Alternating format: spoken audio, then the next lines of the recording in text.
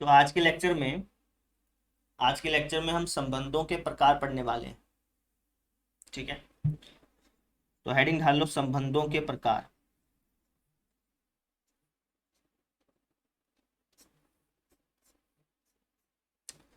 अब जो संबंधों के प्रकार हैं इनको हम दो कैटेगरी में बांट सकते हैं।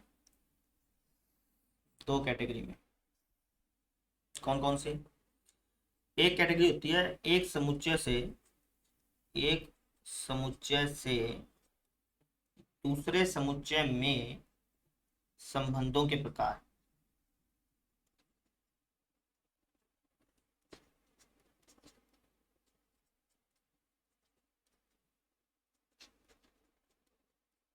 ठीक है, और एक कैटेगरी होती है किसी समुच्चय पर संबंधों के प्रकार।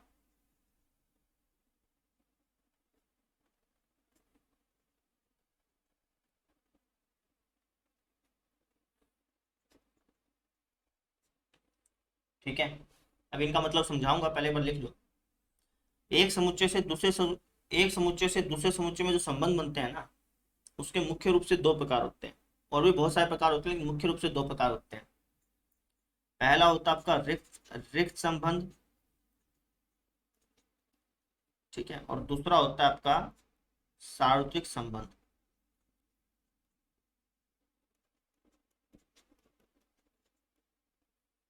ठीक है, और किसी समुच्चय पर जो संबंध बनते हैं, कोई भी एक समुच्चय आपको दे रखा है, एक समुच्चय दे रखा है, उस पर जो संबंध बनते हैं उसके जो प्रकार होते हैं वो होते हैं नौ। मुख्य रूप से नौ होते हैं, इसके अलावा और भी होते हैं। ठीक है, मुख्य रूप से नौ होते हैं। कौन कौन से? एक होता है आपका रिक्त संबंध, दूसरा सार्वत्रिक संबंध,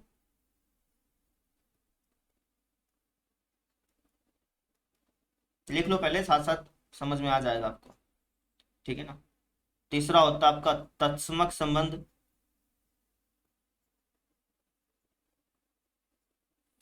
चौथा होता है आपका समतुल्य संबंध।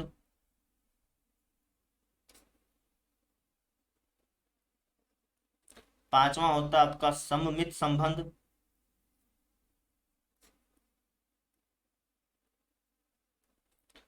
छठा होता है आपका संक्रामक संबंध।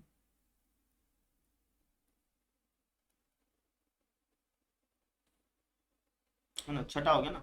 सातवां आपका प्रकार होता है प्रतिसम्मित संबंध।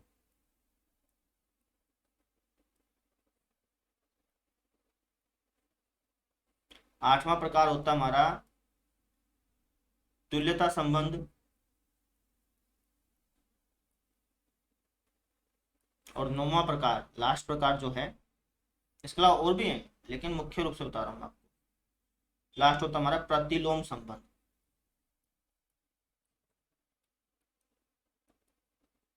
ठीक है, अगर आपको दो समुच्चय दे रखे हैं और उसके बीच में आप संबंध बनाते हैं, तो वहां पे संबंधों के दो प्रकार हो सकते हैं, रिक्त संबंध और सार्वत्रिक संबंध।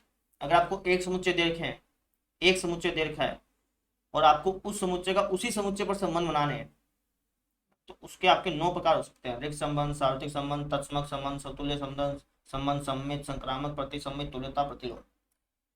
ठीक है, तो सबसे पहले हम बात करेंगे एक समुच्चय से दूसरे समुच्चय में संबंधों के प्रकार की, है ना, जो कि हमारे रिक्त और सार्वत्रिक है। इनकी बात करेंगे कि भैया एक समुच्चय से दूसरे समुच्चय में रिक्त संबंध किसको बोलते हैं, एक समुच्चय से दूसरे समुच्चय में सार्वत्रिक संबंध किसको बोलते हैं। उसके बाद फिर हम इस पे आएंगे। ठीक है ना, थ्योरी वाला पार्ट है सारा का सारा। ठीक है, देखिए, पहले हम बात करते हैं एक समुच्चय से दूसरे समुच्चय में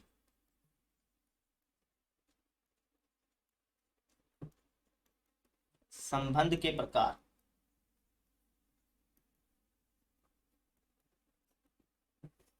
ठीक है, मान लो कि एक समुच्चय है आपका ए,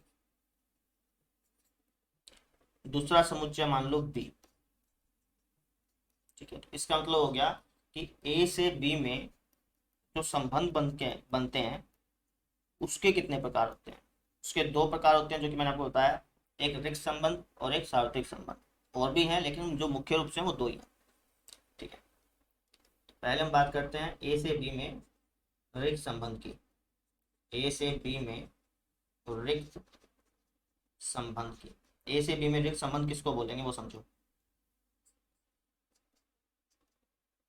तो जैसे मान लो कि एक सेट है ए जिसका एलिमेंट है 1 2, एक सेट है बी जिसका एलिमेंट है 3, है ना। अब हमने क्या किया, ए क्रॉस बी कर दिया, क्योंकि जो संबंध है वो कार्तीय गुणन से ही निकलता है, तो कार्तीय गुणन तो पढ़ना पड़ेगा ना। तो ए क्रॉस बी कर दिया, ए क्रॉस बी में क्या आ जाएगा, 1,3 2,3। अब मैंने इसके उपसमुच्चय ज्ञात कर लिए। उपसमुच्चय क्यों, क्योंकि संबंध क्या होता है, संबंध जो है वो कार्तीय गुणन के उपसमुच्चय ही होते हैं। कोई भी आप एक उपसमुच्चय उठा लीजिए, उसको ही हम संबंध बोलते हैं। तो इसलिए मैं ए क्रॉस बी का उपसमुच्चय ज्ञात कर रहा हूँ, है ना। ए क्रॉस बी का उपसमुच्चय क्या हो जाएगा, एक तो ये हो जाएगा, एक ये हो जाएगा, है ना। एक बार हम दोनों को ले लेंगे और एक बार हम किसी को भी नहीं लेंगे। तो ए क्रॉस बी के 4 उपसमुच्चय बने, एक तो ये, एक ये, एक ये और एक ये, ठीक है ना। और ये चारों के चारों हमारे क्या कहलाते हैं, ये चारों के चारों हमारे कहलाते हैं ए से बी में संबंध। अगर मान लो आपको ये दे दे तो आप कहेंगे सर ये जो है ये ए से बी में संबंध है ना। ये दे दे, ये भी हमारा ए से बी में संबंध है। ये दे दे तो ये भी हमारा ए से बी में संबंध है, ये भी हमारा ए से बी में संबंध है, ठीक है। अब यहाँ पे 2 प्रकार के संबंध बनते हैं, एक तो ऋक्त संबंध और एक सार्वत्रिक संबंध। जो ये वाला संबंध है ना, इसको अपन बोलते हैं ऋक्त संबंध, ठीक है ना। आप कोई भी 2 समुच्चय ले लीजिए, जब आप उसके कार्तीय गुणा करके उसके उपसमुच्चय ज्ञात करेंगे तो आपको वहां पे एक ऋक्त संबंध मिलेगा, मिलेगा, पक्की बात है। ये जो ऋक्त संबंध है ये मिलेगा ही मिलेगा, ठीक है। ऐसे ही ये जो संबंध होता है, ये जो संबंध है ये भी खास है। कैसे खास है, ये जो संबंध है ये ए क्रॉस बी के बराबर है। ये देखिए ना, ये जो संबंध है ये हमारा ए क्रॉस बी के बराबर है। इस संबंध को हम क्या बोलते हैं, सार्वत्रिक संबंध,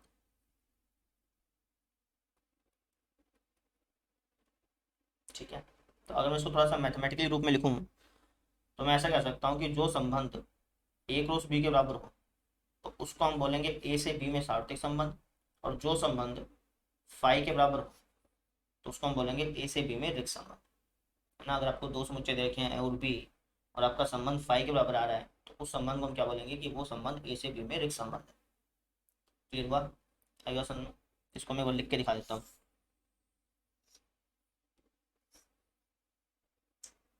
हम कहेंगे कि ए से बी में ऋक्त संबंध किसको बोलते हैं, ए से बी में ऋक्त संबंध ए क्रॉस बी के फाई उपसमुच्चय को बोलते हैं, ठीक है ना।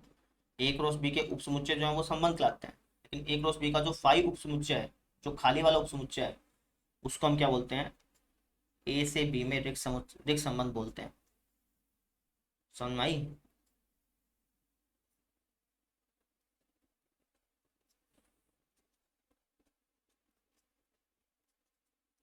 ठीक है, एग्जाम्पल मैंने आपको समझा ही दिया। अब इसी तरीके से ए से बी में सार्वत्रिक संबंध किसको बोलेंगे, ए से बी में सार्वत्रिक संबंध किसको बोलेंगे। अगर मैं आपसे कहूँ कि यार इसकी डेफिनेशन बताओ ए से बी में सार्वत्रिक संबंध की, बता सकते हैं। तो आप कहेंगे सर ए क्रॉस बी के, ए क्रॉस बी का ए क्रॉस बी उपसमुच्चय, है ना। जब हम ए क्रॉस बी का उपसमुच्चय ज्ञात करते हैं तो उसके अंदर फाइव उपसमुच्चय भी आता है, और ए क्रॉस बी का जब हम उपसमुच्चय ज्ञात करते हैं तो उसके अंदर ए क्रॉस बी भी आता है। आपको बताया एग्जाम्पल में, ए क्रॉस बी का जो ए क्रॉस बी वाला उपसमुच्चय होता है ना, उसको हम क्या बोलते हैं, ए से बी में सार्वत्रिक संबंध बोलते हैं।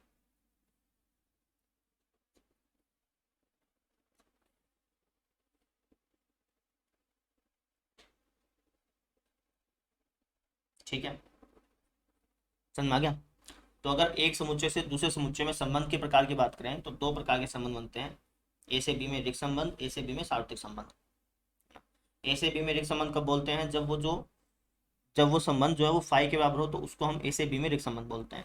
अगर संबंध हमारा ए क्रॉस बी के ही बराबर हो तो उसको हम ए से बी में सार्वत्रिक संबंध बोलते हैं। ठीक है, तो अब हम इससे संबंधित कुछ एग्जांपल्स देख लेते हैं। ये वाला उदाहरण देखिए, क्या क्या लिखा है। कह रहा है कि माना कि ए एक समुच्चय है जिसके अंदर एलिमेंट है 3,5, बी एक समुच्चय है जिसके अंदर एलिमेंट है 7,11। ठीक है, और हमें संबंध दे रखा है। संबंध के अंदर होते क्या, जोड़े होते हैं। तो ये जो संबंध है इसके अंदर कुछ ऐसे जोड़े हैं जिसमें जो पहला घटक है, वो ए सेट से बिलोंग करता है, और जो दूसरा घटक है वो बी सेट से बिलोंग करता है।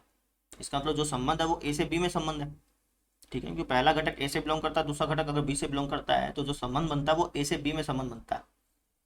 ठीक है ना, तो ये जो संबंध है वो ए से बी वाला संबंध है ना। इसके अंदर जो जोड़े बन रहे हैं ना, उसकी खास बात क्या है कि उन जोड़ों में अगर हम पहले एलिमेंट में से, पहले घटक में से दूसरा घटक घटाते हैं ना, तो विषम संख्या आती है। ठीक है, आपको ये दिखाना है कि जो संबंध है ये ए से बी में रिक्त संबंध है। तो इसके अंदर ऐसा कोई जोड़ा पाएगा ही नहीं, जिसमें पहले एलिमेंट से दूसरा एलिमेंट घटाने पर विषम आता है ना, खाली है ये, ऐसा दिखाना है। दिखा देते हैं फिर, क्या दिक्कत है। देखिए इसको कैसे करेंगे। तो हमें ए बराबर दे रखा है 3,5 के। ठीक है, बी बराबर दे रखा है हमें 7,11 के। ठीक है,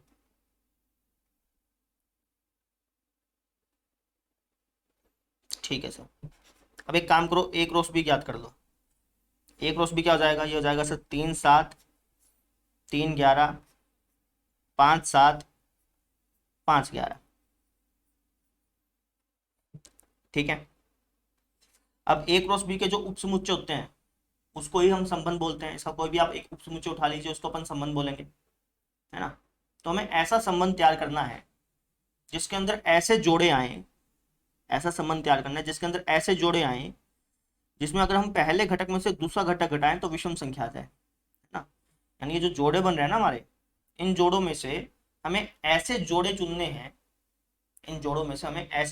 हैं, जिसमें अगर हम पहले घटक में से दूसरा घटक घटाएं तो एक विषम संख्या बन जाए, है ना। तो ऐसे जोड़े कौन से हैं देखें। जैसे ये वाला जोड़ा देखो, 3 में से 7 घटाओगे तो क्या आएगा, सम आएगा कि विषम आएगा। आपका आंसर 3 में से 7 गया, माइनस का 4, जो कि क्या होता है सम। हमें क्या चाहिए, विषम, यानी कि ये जोड़ा तो नहीं लेना भाई। 3 में से 11 गया, माइनस का 8, जो कि होता है सम। हमें क्या चाहिए, विषम, ये जोड़ा भी नहीं लेना। 5 में से 7 गया, माइनस का 2, क्या होता है सम। हमें क्या चाहिए, विषम, ये जोड़ा भी नहीं लेना। 5 में से 11 गया, माइनस का 6, जो कि होता है सम। हमें क्या चाहिए, विषम, यानी कि ये जोड़ा भी नहीं लेना। यानी जो संबंध हमारा बनेगा उसके अंदर कोई भी जोड़ा नहीं आएगा, है ना, उसके अंदर कोई भी जोड़ा नहीं आएगा। ठीक है ना, कोई भी जोड़ा ऐसा नहीं है जिसके पहले घटक में से दूसरा घटक घटाने पर विषम आ जाए, ऐसा कोई भी जोड़ा नहीं है।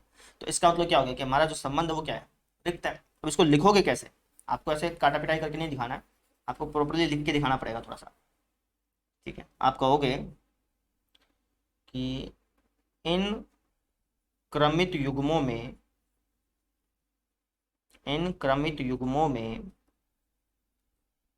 कोई भी क्रमित युग्म ऐसा नहीं है, कोई भी क्रमित युग्म ऐसा नहीं है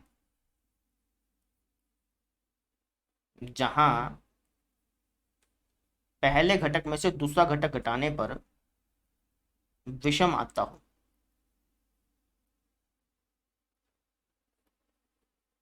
ठीक है ना, अतः जो हमारा संबंध बनेगा उसके अंदर कोई भी जोड़ा नहीं आएगा, आर बराबर खाली, है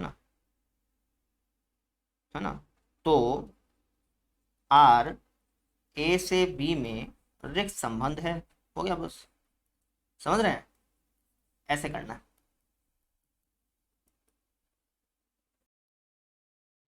ये वाला उदाहरण देखो, पिछले जैसा ही है। क्या लिखा कि भैया एक समुच्चय है ए जिसके अंदर एलिमेंट है 3,5, एक समुच्चय है बी जिसके अंदर एलिमेंट है 7,11। ठीक है, आपको संबंध तैयार करना है। इस संबंध के अंदर आपको ऐसे जोड़े लेने हैं जिसमें जो पहला एलिमेंट है वो ए से बिलोंग करता हो, दूसरा एलिमेंट जो है वो बी से बिलोंग करता हो, यानी कि ए से बी में संबंध बनाना है। ठीक है, और इस संबंध की खास बात क्या है, इस संबंध की खास बात यह है कि पहले एलिमेंट में से दूसरा एलिमेंट घटाऊं तो एक सम संख्या है ना। आपको दर्शाना है कि जो संबंध बनेगा वो ए से बी में एक सार्वत्रिक संबंध होगा। दिखा देंगे, क्या दिक्कत है, कैसे दिखाओगे। आप कहोगे भैया ए बराबर है 3,5 के, बी बराबर है 7,11 के।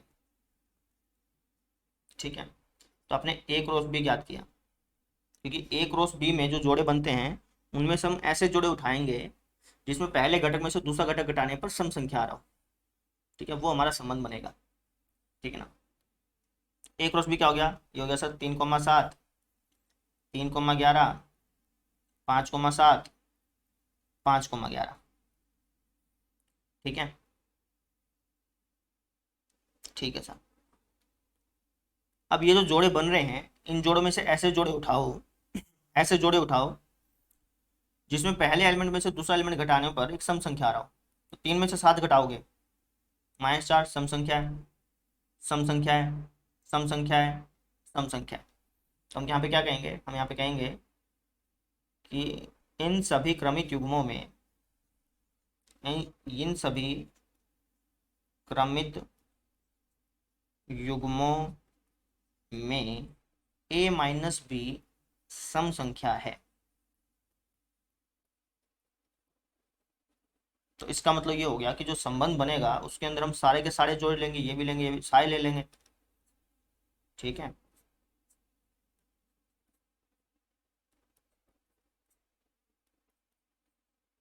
है ना। या फिर आप इसको कह लीजिए कि जो संबंध बनेगा वो बेसिकली ए क्रॉस बी के ही बराबर होगा। अतः हम क्या कह सकते हैं, हम ये कह सकते हैं कि जो आर है वो ए से बी में एक सार्वत्रिक संबंध है। समझ में आया। इस तरीके से प्रश्नों को हल करना।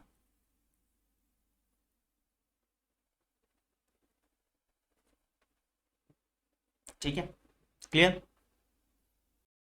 तो अब हम बात करते हैं, अब हम बात करते हैं किसी समुच्चय पर, किसी समुच्चय पर संबंध के प्रकार के।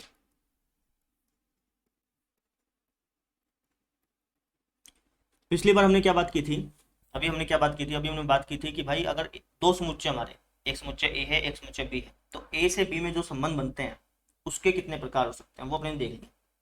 अब मान लो कि आपको एक ही समुच्चय दे दे और उसी समुच्चय पर आपने संबंध तैयार करना हो, तो उसके कितने प्रकार होते हैं वो हम देखने वाले हैं।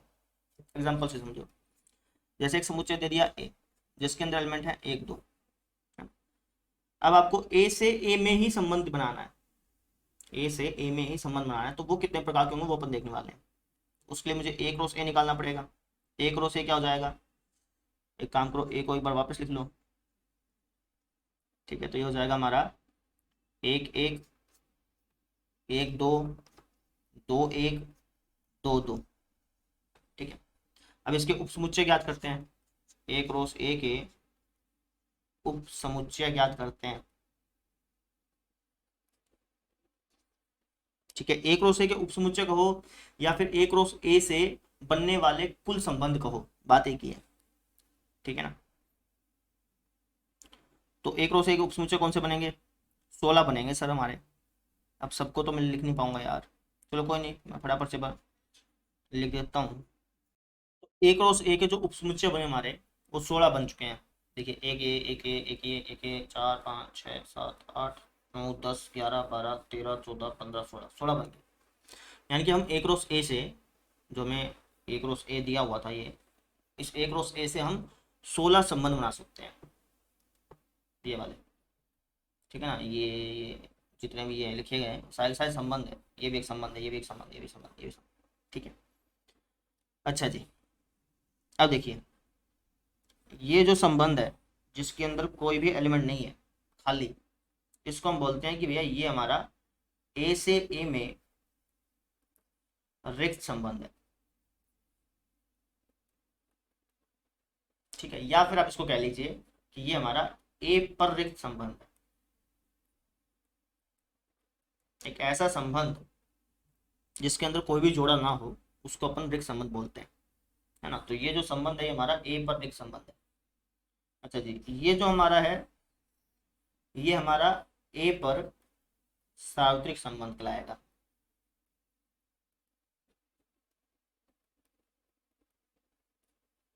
ठीक है, ए पर सार्वत्रिक संबंध कहलाएगा। ओके, अच्छा एक और बता देता हूँ आपको मैं, बाकी मैं फिर बाद में एग्जांपल लेके समझाऊंगा। जैसे ये वाला जो संबंध आप देख रहे हैं, ये जो हमारा संबंध है तत्समक संबंध कहलाएगा। तत्समक संबंध, है ना। तत्समक संबंध किसको बोलते हैं? जिसमें पहला घटक और दूसरा घटक सेम, हर जोड़े का, जिस संबंध में जितने भी जोड़े बन रहे हैं उन सभी जोड़ों का पहला घटक और दूसरा घटक सेम होना चाहिए, सब जोड़ों का होना चाहिए, सब जोड़ों का, उसको हम क्या बोलते हैं? तत्समक संबंध बोलते हैं।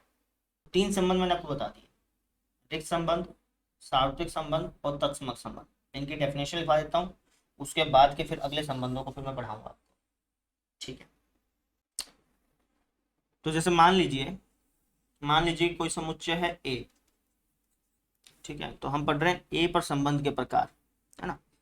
तो इसका पहला प्रकार हमने पढ़ा रिक्त संबंध, तो कहेंगे ए पर रिक्त संबंध। ए पर रिक्त संबंध किसको बोलते हैं? कोई आपसे पूछ ले कि यार ए पर रिक्त संबंध किसको बोलते हैं बताइए, तो बता सकते हैं। ए पर रिक्त संबंध किसको बोलेंगे? हम कहेंगे कि भैया ए क्रॉस ए का जो फाई वाला उपसमुच्चय है ना, ए क्रॉस ए का जो फाई वाला उपसमुच्चय है उसको हम ए पर रिक्त संबंध कहते हैं,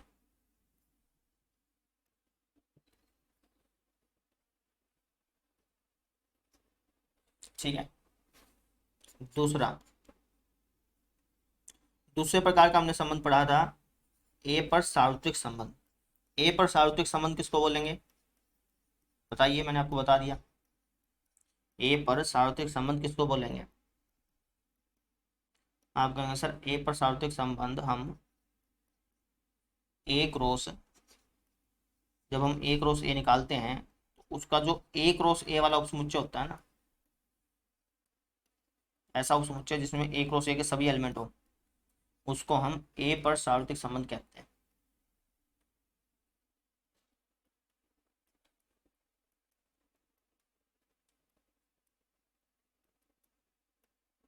समझे?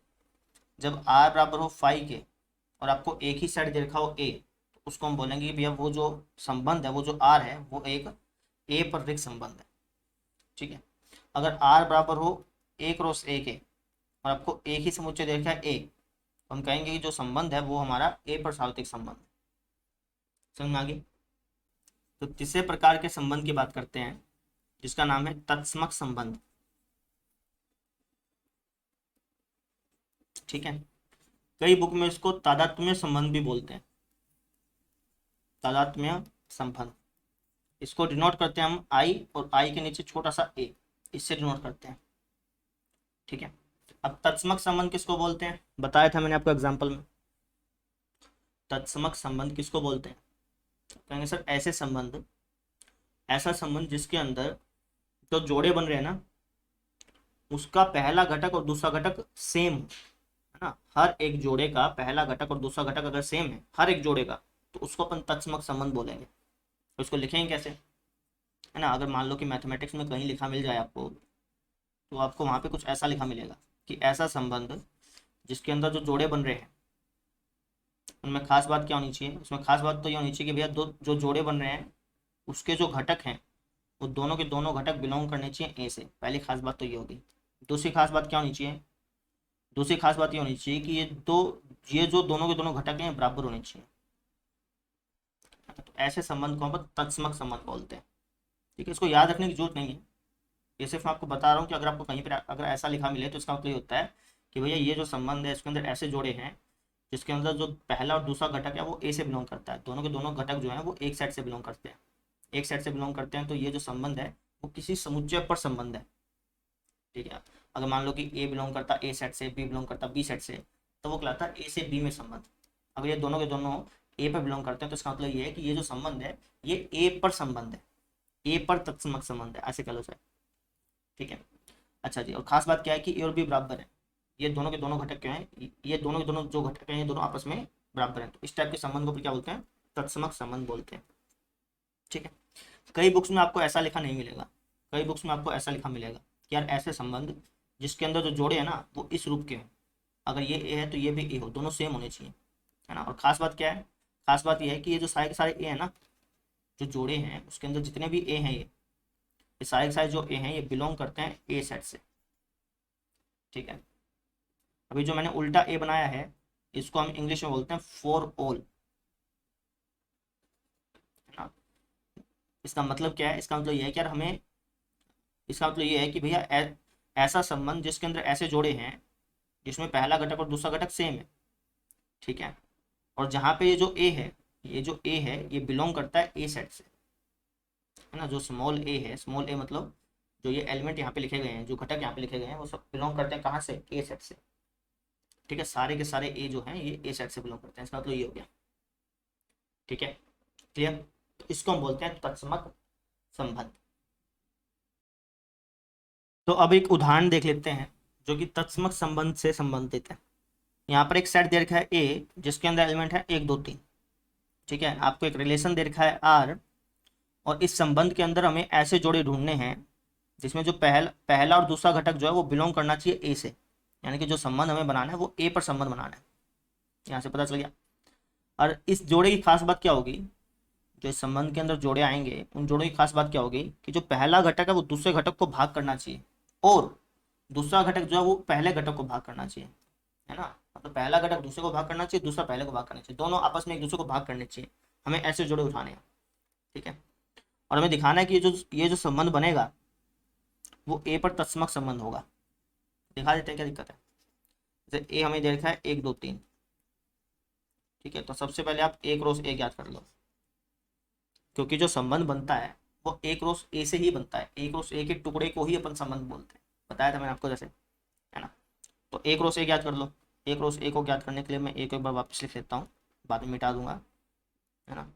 तो जोड़ा किसका बनेगा, 1 1 का बनेगा, 1 2 का बनेगा, 1 3 का बनेगा, 2 1 का बनेगा, 2 2 का बनेगा, 2 3 का बनेगा, 3 1 का बनेगा, 3 2 का बनेगा, 3 3 का बनेगा। यही जोड़े बनेंगे, और तो जोड़े बन नहीं सकते, ठीक है। अच्छा जी, अब ए क्रॉस ए में ये जोड़े बन गए। अब इन जोड़ों में से हमें वो जोड़े उठाने हैं, इन जोड़ों में से हमें वो जोड़े उठाने हैं जिनकी खास बात क्या होगी, जो पहला घटक है वो दूसरे घटक को भाग करे और दूसरा घटक पहले घटक को भाग करे, है ना। जैसे ये वाला जोड़ा देखो, क्या 1 1 को भाग करता है, बिल्कुल करता है। और यहाँ पर भी 1 1 को भाग करता है, बिल्कुल करता है। तो ये जोड़ा उठा लेंगे। क्या 1 2 को भाग करता है, करता है। लेकिन 2 1 को भाग करता है, नहीं करता, है ना। एक जो है वो दो एक जो है वो 2 को तो भाग करता है, एक जो है वो 2 को तो भाग कर देगा, भाग हो जाएगा। लेकिन 2 जो है वो 1 को भाग नहीं कर पाएगा। ये तो संभव है, ये तो हो रहा है, लेकिन ये भी होना चाहिए ना, ये नहीं हो पा रहा, ठीक है ना। एक जो है वो 2 को तो भाग कर देगा, लेकिन 2 जो है वो 1 को भाग नहीं कर पाएगा, यानी कि इस जोड़े को अपने को नहीं लेना। भाग करने का मतलब पूरा पूरा भाग करना, ठीक है ना, पॉइंटों में नहीं, पूरा पूरा भाग करना।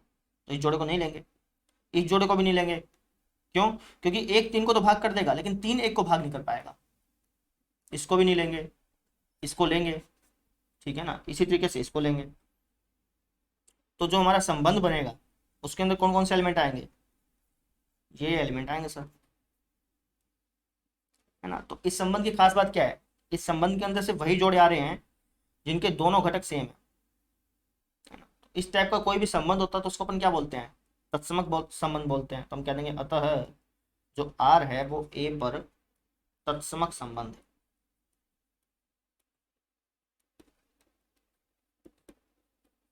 ठीक है, बस हो गया, कहानी खत्म।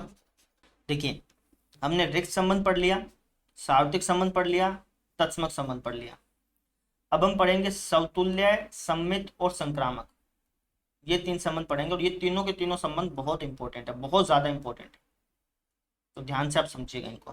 तो अब हम बात कर रहे हैं समतुल्य संबंध की। समतुल्य संबंध,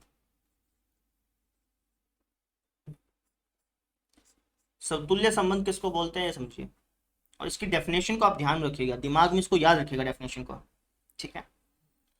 तो लिखिए, ऐसा संबंध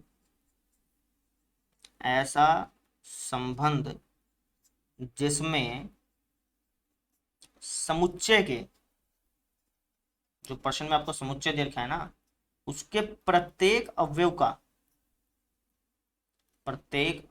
का खुद से खुद का जोड़ा हो, खुद से खुद का जोड़ा हो, उसको अपन समतुल्य संबंध कहते हैं। एग्जाम्पल से समझिए। जैसे मान लीजिए कि मेरे पास एक समुच्चय है ए, जिसके अंदर एलिमेंट है 1 2 3, और एक संबंध है मान लो R1 जिसके अंदर जोड़े बन रहे हैं कुछ ऐसे।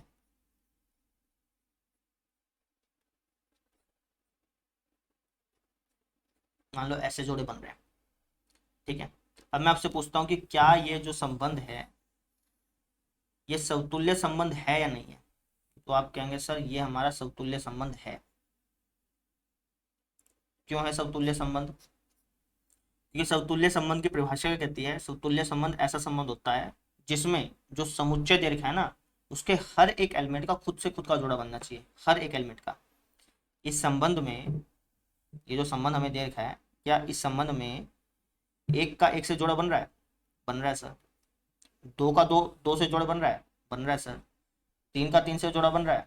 बन रहा है सर। तो इस संबंध को हम समतुल्य बोल देंगे, सीधी सी बात। अब कहेंगे सर ये एक्स्ट्रा दे रखा, एक्स्ट्रा का कोई फर्क नहीं पड़ता है ना। डेफिनेशन पे ध्यान दो बस, डेफिनेशन के अलावा और कुछ मत सोचो। डेफिनेशन क्या कहती है कि डेफिनेशन कहती है कि समुच्चय के हर एक एलिमेंट का खुद से खुद का जोड़ा बनना चाहिए। समुच्चय के अंदर जितने भी एलिमेंट है ना उसका खुद से खुद का जोड़ा बनना चाहिए, सीधी सी बात है।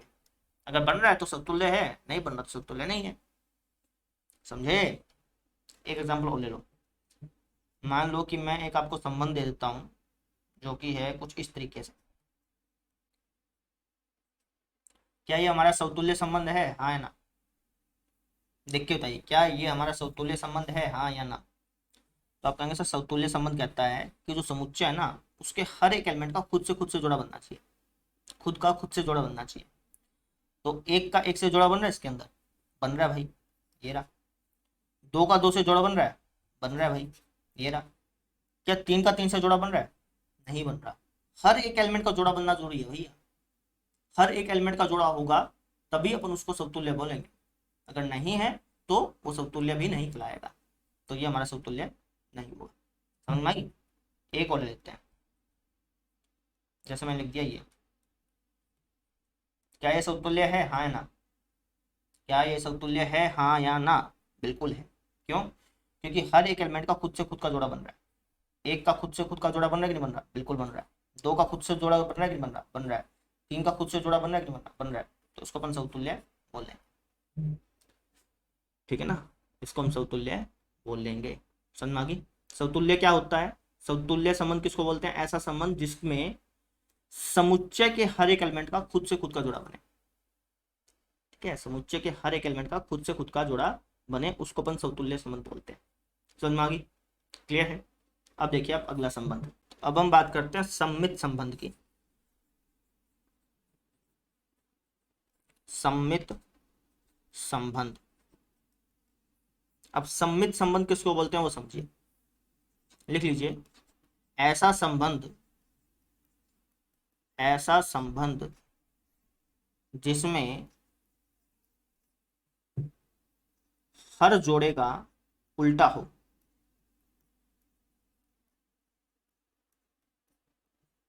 उल्टा शामिल हो, उस संबंध को हम सममित संबंध बोलते हैं, ठीक है ना। बिल्कुल सिंपल भाषा में लिखा रहा हूँ, ठीक है। अगर आप इसको मैथमेटिकली देखेंगे ना आपकी मैथमेटिक्स की बुक में, तो उसमें ऐसा लिखा होगा कि भाई ऐसा संबंध जिसके अंदर अगर a कोमा बी के रूप का कोई जोड़ा है ना तो उसमें b कोमा बी ए के रूप का भी जोड़ा होना चाहिए। समझ रहे हैं? ऐसा संबंध जिसके अंदर अगर a कोमा बी के रूप का कोई जोड़ा है तो उसके अंदर b कोमा ए के रूप का भी जोड़ा होना चाहिए।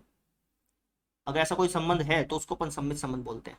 मैथमेटिक्स में ऐसा लिखा हुआ है, लेकिन सिंपल सी भाषा में इसका मतलब बताऊं तो इसका सिंपल सी भाषा मतलब ये है कि ऐसा संबंध जिसके अंदर हर एक जोड़े का, प्रत्येक जोड़े का उल्टा हो, उसको हम सममित संबंध बोलेंगे। सिंपल भाषा में इसका मतलब बताऊं तो, ठीक है। एग्जाम्पल से समझाता हूँ।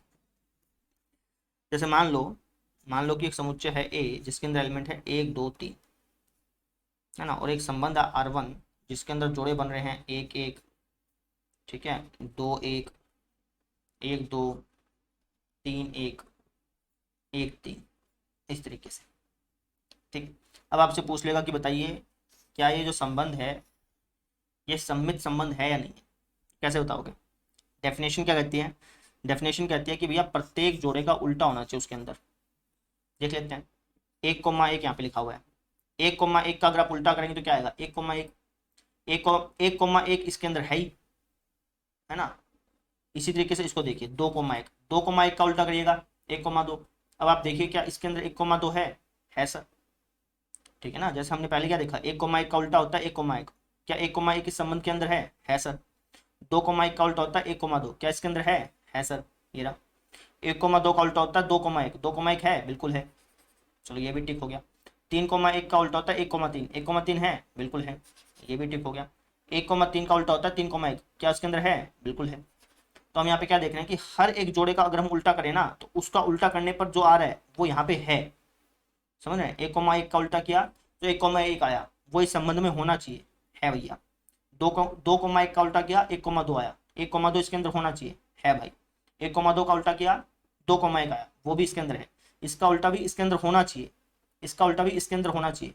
अगर हर एक जोड़े का उल्टा उसके अंदर है, हर एक जोड़े का उल्टा अगर उसके अंदर है तो उसको अपन सममित संबंध बोलेंगे, ठीक है ना। हर एक जोड़े का उल्टा होना चाहिए भैया, जितने जोड़े हैं ना उसके अंदर उन सबका उल्टा उसके अंदर होना चाहिए, ठीक है। इसका कोई रोल नहीं है इसके अंदर, रोल है जोड़ों का, जितने भी जोड़े उनका उल्टा अगर उसके अंदर है तो उसको हम क्या बोलेंगे, सममित संबंध बोलेंगे।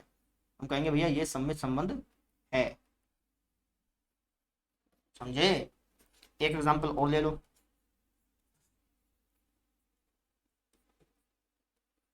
क्या ये सममित संबंध है या नहीं है, बताइए।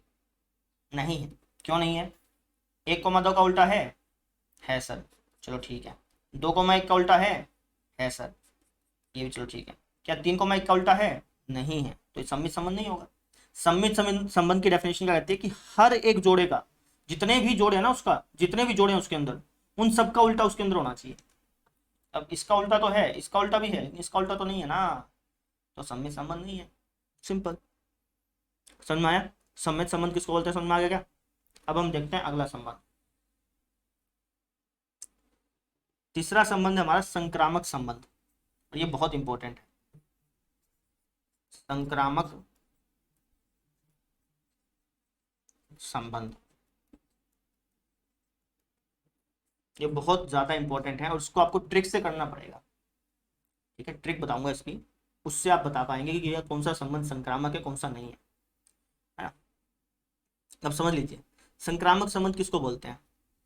अगर किसी संबंध में a, b के रूप का कोई जोड़ा है ना, और b, c के रूप का भी कोई जोड़ा है। अगर a, b के रूप का कोई जोड़ा है, b, c के रूप का कोई जोड़ा है, तो उसके अंदर a, c के रूप का भी जोड़ा पाना चाहिए। अगर उसके अंदर a, c के रूप का जोड़ा पाया तो उस संबंध को हम संक्रामक संबंध बोलते हैं, ठीक है। मैथमेटिकली ये डेफिनेशन है इसकी। लेकिन अगर मैं बिल्कुल सिंपल भाषा में बताऊं कि किस संबंध को हम संक्रामक संबंध बोलेंगे, वो समझ लीजिए। इसको एग्जांपल समझ बताता हूँ। जैसे मान लीजिए कि एक सेट है हमारे पास A, जिसके अंदर एलिमेंट है 1, 2, 3। आपको एक संबंध दे दिया, मान लो R1, ठीक है। जैसे मान लो 1, 2, 2, 5, 5, 1, 1, 5, 3, 4। मान लो कि ये आपको संबंध दे दिया। अब आपसे पूछ लिया कि बताओ यार ये जो संबंध है ये संक्रामक संबंध है या नहीं है, ये पूछ लिया। अब कैसे बताओगे वो समझिए, इसकी ट्रिक से बताना, ठीक है ना। इसकी डेफिनेशन से मत बताना, इसकी एक मैं ट्रिक बता रहा हूँ आपको, उस ट्रिक से आप बता पाओगे कि ये संबंध संक्रामक संबंध है या नहीं है। कभी भी गलती नहीं करोगे। ट्रिक बताएं, ट्रिक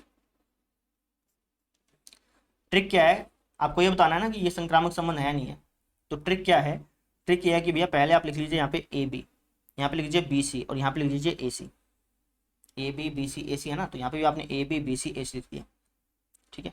अब इस AB के अंदर आपको क्या लिखना है, जितने भी जोड़े बन रहे हैं ना यहाँ पे उन सभी जोड़ों को इस AB के अंदर लिख देना है, समझ रहे हो। इस AB के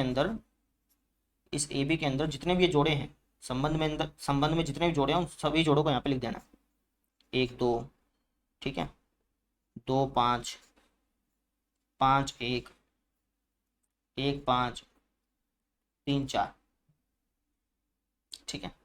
अब इस BC के अंदर क्या लिखना है भाई, BC के अंदर बताता हूँ क्या लिखना है।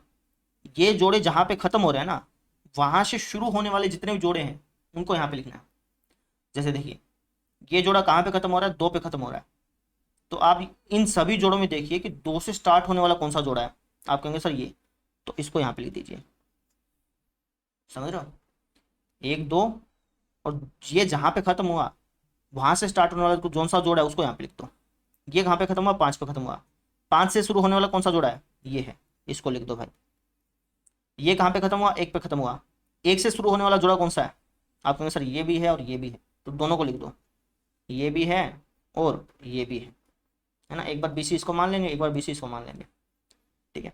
अच्छा जी, ये कहाँ पे खत्म होता है, 5 पे खत्म होता है। 5 से शुरू होने वाला जोड़ा कौन सा है, ये है। ये कहाँ पे खत्म होता है, 4 पे खत्म होता है। 4 से शुरू होने वाला जोड़ा कौन सा है, आप कहेंगे सर 4 से शुरू होने वाला कोई जोड़ा नहीं है, यहाँ पे लिख दो नन। नन माने कोई भी नहीं है भाई, ठीक है। अच्छा जी, अब ये A है, ये B है, समझ रहे हो।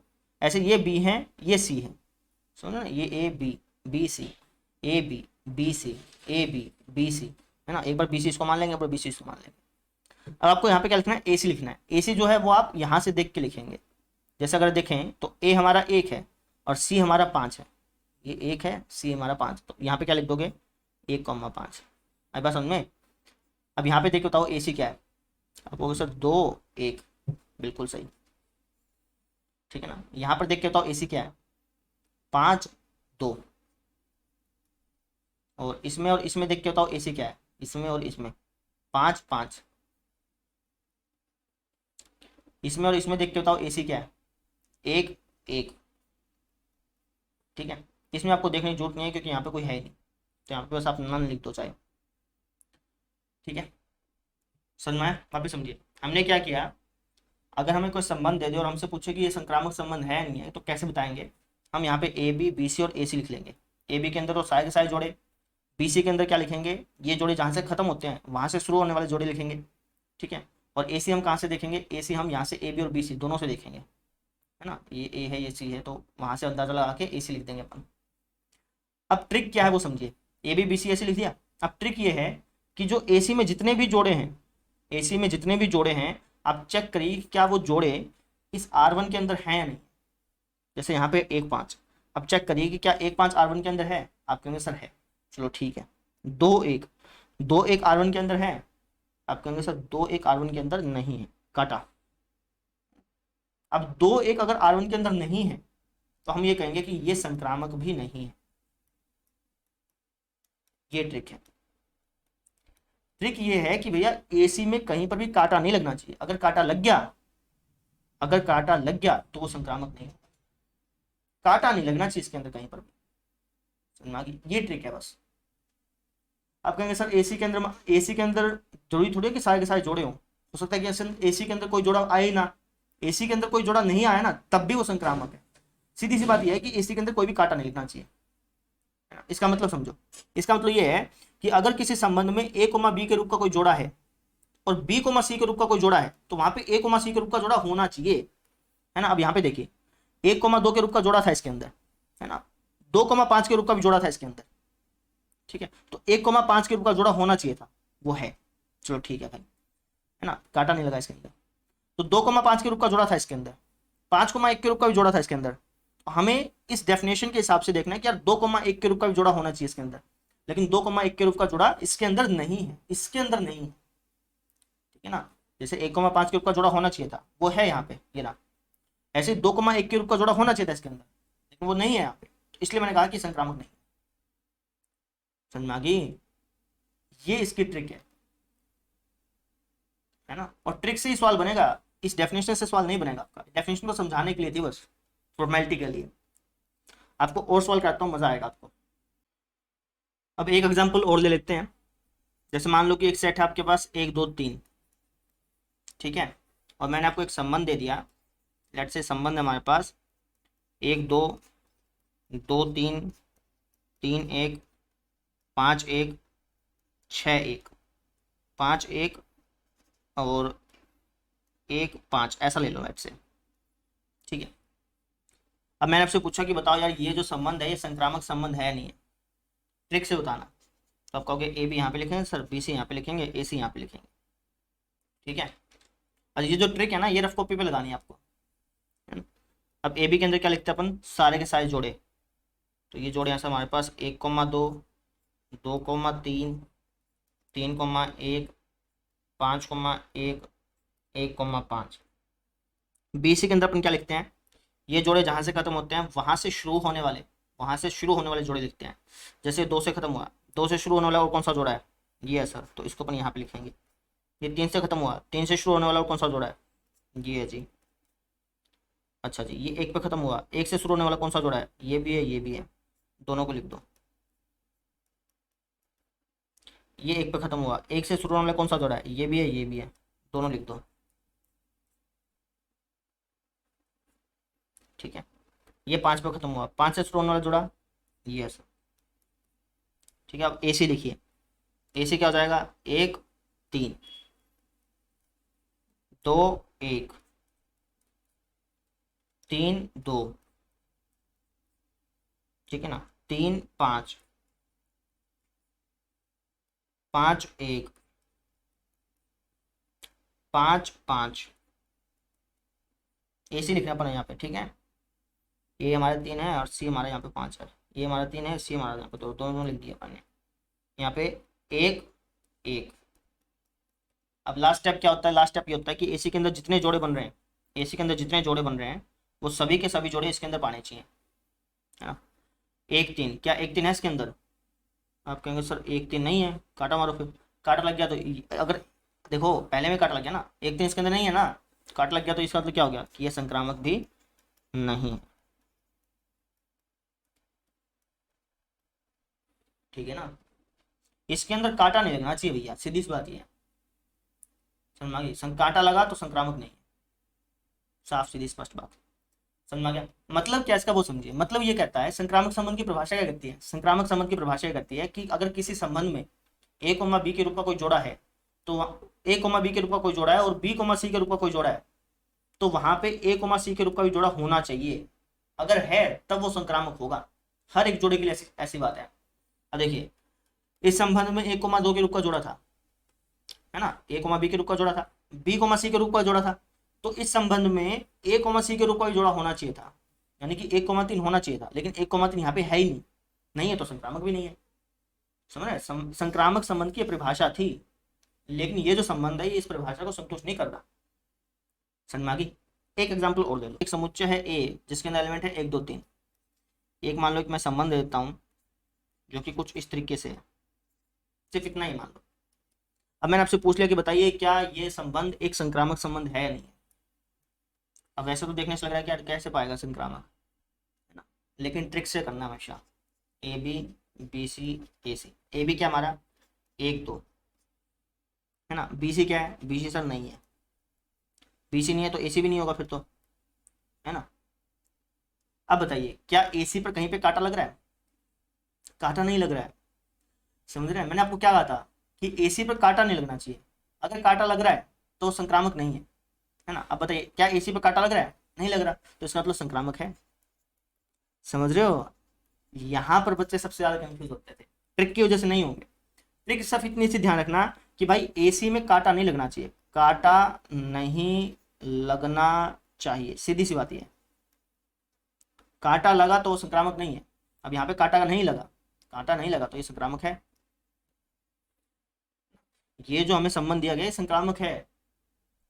अब इसका मतलब भी समझ लीजिए, संक्रामक संबंध की परिभाषा क्या थी, संक्रामक संबंध की परिभाषा ये थी कि अगर किसी संबंध में A, B के रूप का कोई जोड़ा है और उसके अंदर B, C के रूप का कोई जोड़ा है, तो हम ये चेक करते हैं कि उसके अंदर A, C के रूप का जोड़ा है कि नहीं है, अगर है तो उसको हम संक्रामक बोलते हैं, ठीक है ना। अगर A, B के रूप का कोई जोड़ा है, B, C के रूप का कोई जोड़ा है, तो A, C के रूप का जोड़ा मिलना चाहिए, तब उसको संक्रामक बोलते हैं। लेकिन अगर किसी संबंध में A, B के रूप का जोड़ा है और B, C के रूप का जोड़ा नहीं है, B, C के रूप का जोड़ा नहीं है, तो हमें इसको चेक करने की जरूरत ही नहीं पड़ी, इसको चेक करने की जरूरत नहीं पड़ी, इसलिए हम इसको संक्रामक बोलते हैं ना। संक्रामक की परिभाषा क्या है, संक्रामक की परिभाषा यह है कि भैया अगर ये है तो ये चेक करना है ना, अगर ये है तो ये आपको चेक करना है, अगर ये अगर इनमें से कोई भी एक नहीं है या फिर दोनों नहीं है या फिर कोई भी एक नहीं है, तो आपको चेक करने की जरूरत ही नहीं है, आप ऑटोमेटिक उसको संक्रामक बोल दोगे, समझ रहे हो, आप उसको ऑटोमेटिक ही संक्रामक बोल दोगे। ये यहाँ पे छोटा सा ट्रिक था इसके अंदर, ठीक है। सिंपल सा ध्यान रखें, कभी भी किसी संबंध को आपसे पूछ लिया जाए कि संक्रामक है या नहीं है, तो आप इस ऐसी टेबल बनाएं AB BC AC, और बस अपने दिमाग में ये बात क्लियर रखें कि AC पर कांटा नहीं लगना चाहिए, AC पर कांटा नहीं लगना चाहिए, ऐसे कट नहीं लगना चाहिए।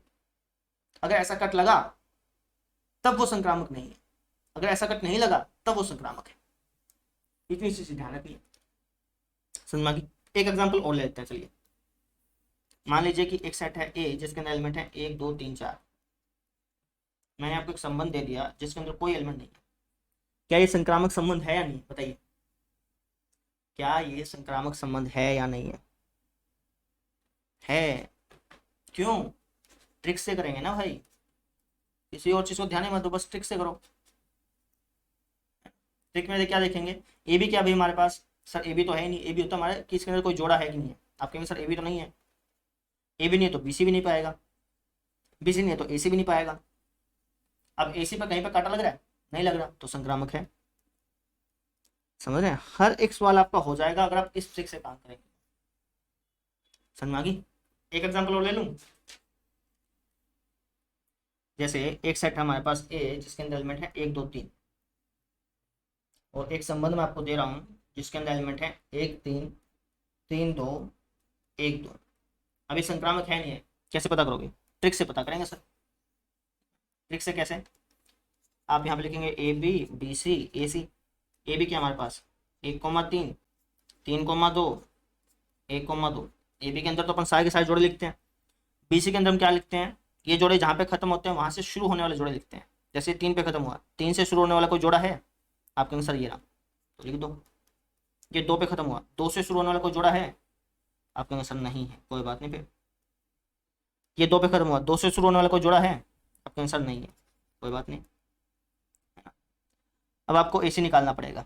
ए क्या हमारा 1 2, ए सी क्या है हमारा 1 2, ये नन ये नन। अब लास्ट स्टेप क्या होता है? लास्ट स्टेप ये होता है कि भैया आपको चेक करना है कि एसी के अंदर जो जोड़ा बन रहा है वो जोड़ा उस संबंध में है या नहीं है। अब 1,2 1,2 इसके अंदर है कि नहीं है? बिल्कुल है। अगर 1,2 इसके अंदर है तो ये संक्रामक है भैया, कहानी खत्म। बस इसके अंदर कांटा नहीं लगना चाहिए, सीधी बात है। कांटा लगा तो फिर दिक्कत है, कांटा नहीं लगा तो कोई दिक्कत नहीं, बस हो गया, ये संक्रामक है। समझ में आ गई? तो किसी भी संबंध को अगर संक्रामक संबंध, किसी कोई भी संबंध अगर आपको दे दे और आपको बताना है कि वो संक्रामक संबंध है नहीं है, तो आप ट्रिक से बताइएगा हमेशा, ठीक है? बस संक्रामक है। अब रीजन क्या लिखेंगे? रीजन में आपको एक ट्रिक तो लिखनी है। रीजन आप यहाँ पे लिखेंगे कि यहाँ ए कोमा बी बिलोंग करता है आर से, बी कोमा सी बिलोंग करता है आर से, और यहाँ पे हम क्या देख रहे हैं, ये भी इसके अंदर है, ये भी इसके अंदर, और हम यहाँ पे क्या देख रहे हैं कि ये भी इसके अंदर होना चाहिए था और वो भी है, अतः यह संक्रामक है। ये रीजन लिख देना, बस कहानी खत्म। समझ में आ गई? तो इस तरीके से हम संक्रामक संबंध को पता करते हैं। इस तरीके से हम संक्रामक संबंध का पता करते हैं। क्लियर है? अब हम देखते हैं अगला संबंध। तो अब हम बात करते हैं प्रतिसम्मित संबंध की, ठीक है? तो पहले तो आप मुझे ये बताइए कि सम्मित संबंध क्या होता था। पढ़ाया था ना मैंने आपको, सम्मित संबंध किसे बोलते थे। तो आप कहेंगे सर ऐसा संबंध जिसमें हर एक जोड़े का उल्टा उसके अंदर हो, है ना? अगर किसी संबंध में ए बी है तो उसके अंदर बी ए भी होना चाहिए। ये चीज मैंने आपको पढ़ाई थी, उसको यहाँ अपन सम्मित संबंध बोलते हैं। अब प्रतिसम्मित संबंध क्या होता है? प्रतिसम्मित संबंध के अंदर किसी भी जोड़े का उल्टा उसके अंदर नहीं होना चाहिए, किसी भी जोड़े का उल्टा उसके अंदर नहीं होना चाहिए, लेकिन उन जोड़ों को छोड़ देना जहां पे ए और बी बराबर है ना? ए कोमा ए को छोड़कर, ए कोमा ए को छोड़कर किसी भी जोड़े का उल्टा नहीं होना चाहिए।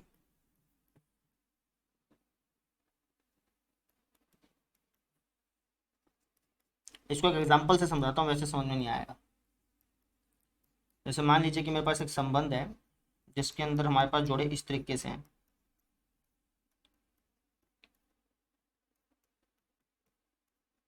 ठीक है?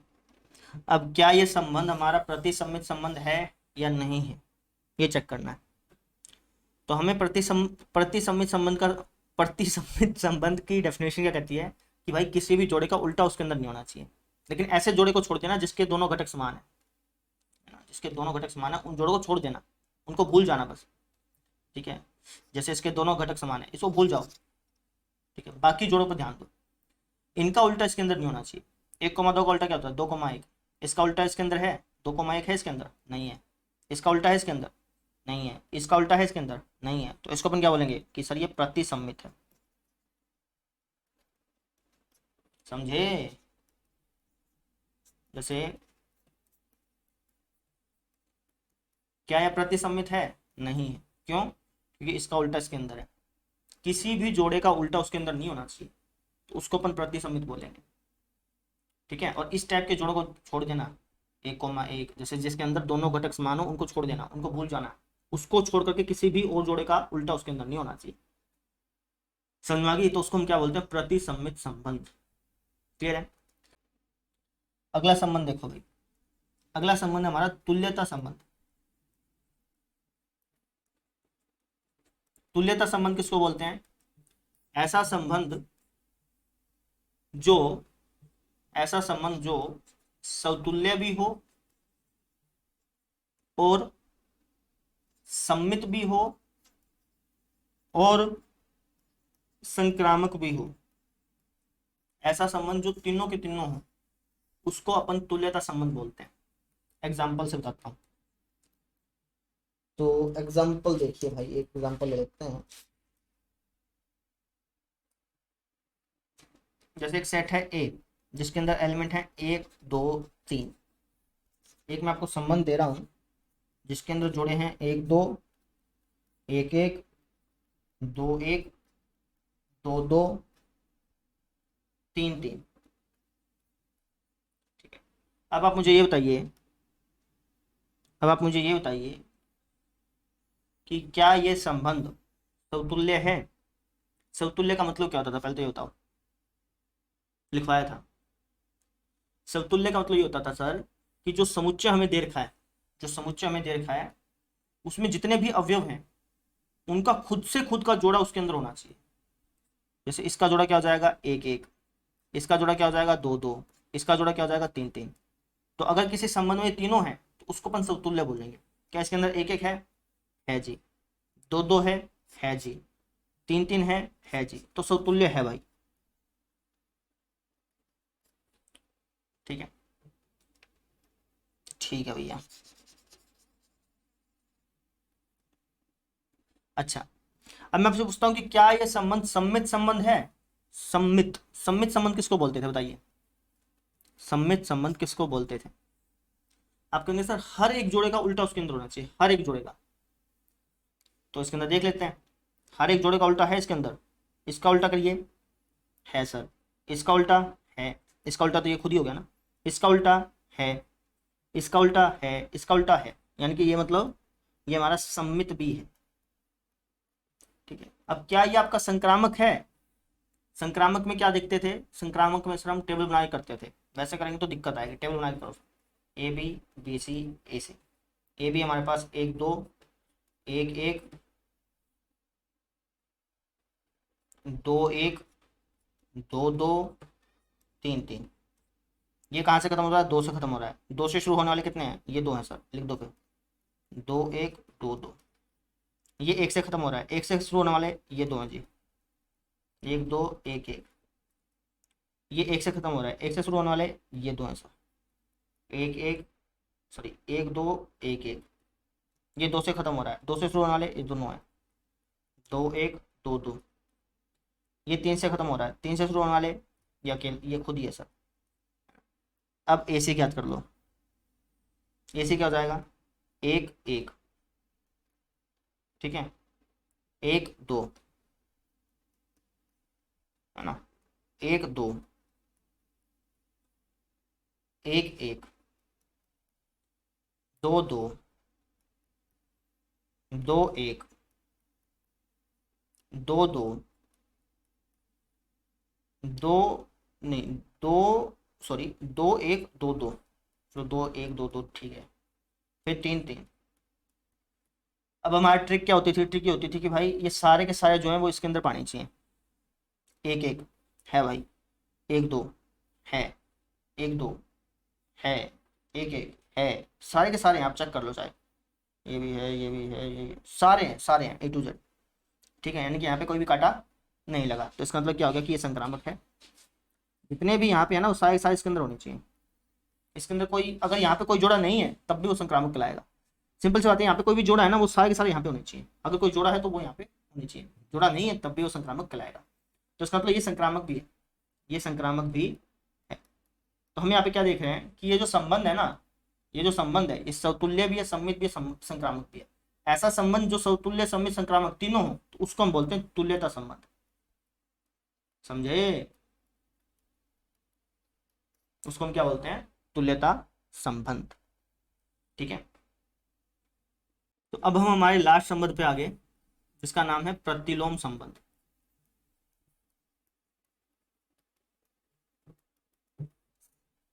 ठीक है, अब प्रतिलोम संबंध किसको बोलते हैं वो समझिए। जैसे मान लीजिए कि मैं दो संबंध आपको दे देता हूं, एक आर दे दिया